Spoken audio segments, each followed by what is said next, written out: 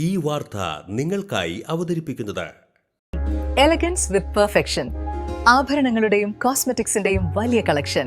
Grand ladies hub, 3 പീടിക. ഇനി വിവാഹം ഇന്റിമേറ്റ് മാട്രിമോണിയിലൂടെ ഒറ്റത്തവണ രജിസ്ട്രേഷൻ, വിവാഹം വരെ സർവീസ്. ഇന്നും ഇഷ്ടങ്ങൾക്കൊപ്പം ഇന്റിമേറ്റ് മാട്രിമോണി, ബ്യൂട്ടിഫൈയിങ് യുവർ ലൈഫ്.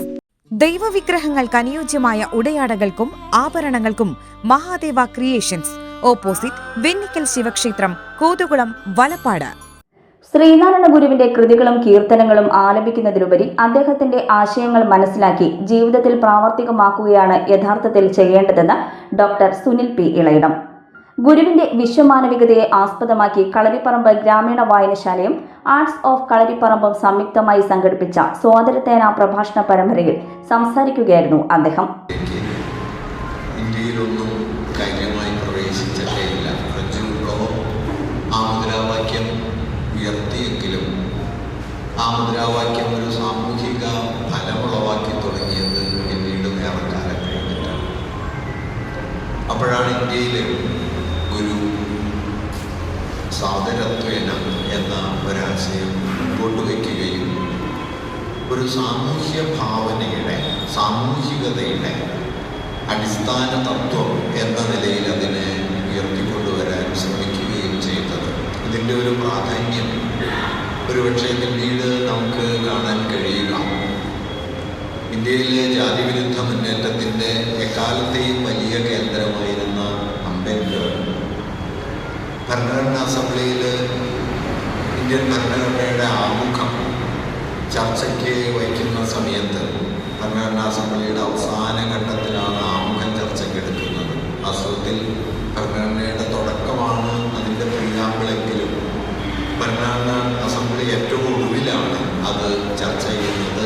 1949 ഒക്ടോബറോടെയാണ് അതിൻ്റെ ചർച്ചയിലേക്ക് കടക്കുന്നത്. നവംബർ 26 ഭരണഘടനാ അസംബ്ലി ഭരണഘടന അംഗീകരിച്ചു. അതായത് ഭരണഘടനയുടെ കരട് അന്തിമ രൂപത്തിലെത്തി. അന്തിമ രൂപം എല്ലാവരും ഒപ്പുവയ്ക്കുന്നതിന് ഏതാണ്ട് ഒരു മാസം മുമ്പാണ് അംബേദ്കർ പ്രിയാമ്പിൾ ചർച്ചയ്ക്കായിട്ട് വയ്ക്കുന്നത്.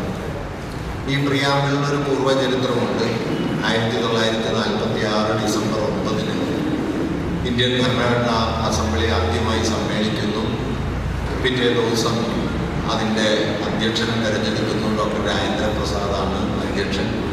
പിന്നെ 2 ദിവസത്തെ അവധിക്ക് ശേഷം ഭരണഘടനാ അസംബ്ലി ഡിസംബർ 13 ചേരുമ്പോൾ സുധീഷ് അമ്മവീട് അധ്യക്ഷനായി. ഷൗക്കത്ത് പ്രഭാഷണം നടത്തി. വായനശാല president PV Sajitha, secretary MS Dileep, Mathilakam block panchayat president TK Ramesh Babu, നേതൃസമിതി convener Sreenivasan Ainippully, TA Iqbal, PM Sijith തുടങ്ങിയവർ സംസാരിച്ചു.